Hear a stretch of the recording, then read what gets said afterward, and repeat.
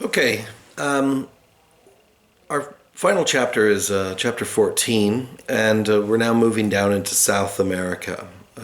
You'll recall that this course is about prehistory, and so we've looked at a lot of prehistory around the world so far, and we're now going to a part of the world we've looked at previously because it is also the location of where the Neolithic Revolution happened. And so in the past chapters, we've looked at complex urban societies and early Neolithic societies that grew out of this shift from hunting and gathering, which we saw people arrive in the New World from Asia.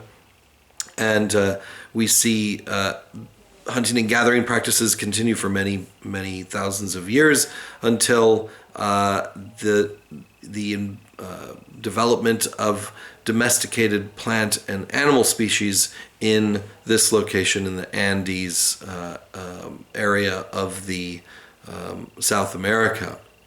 And so we've seen complex chiefdoms arise there, and now we're going to take it one step further into state formation, and we're also going to look at another empire. We've seen this already in terms of the Aztec in our last chapter. We're now going to look at the Inca that rose out of a palimpsest of different types of cultures that existed in this area. So we're going to look at sort of three general categories here as your learning objectives. The first, the major characteristics of the archaeological and the archaeological interpretation of the site of Chaven de Huantar, which, as you'll see, is sort of building towards some sort of regional territorial identity, but may not quite be all the way to state formation. And so we're going to look at that more carefully.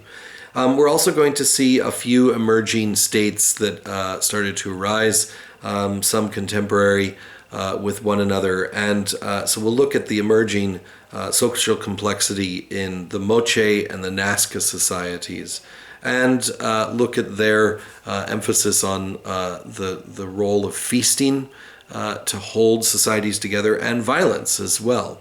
We saw that a fair bit in the last chapter as well. And then we'll see the Inca Empire, and we'll look at the characteristics of its political and economic organization, and right up into the point where, once again, as with the Aztecs, the European colonizers came in and upset that balance, which was already starting to teeter in the case of the Inca Empire. So that's what we're going to look at, and so we'll come back and look at those in individual segments. See you then.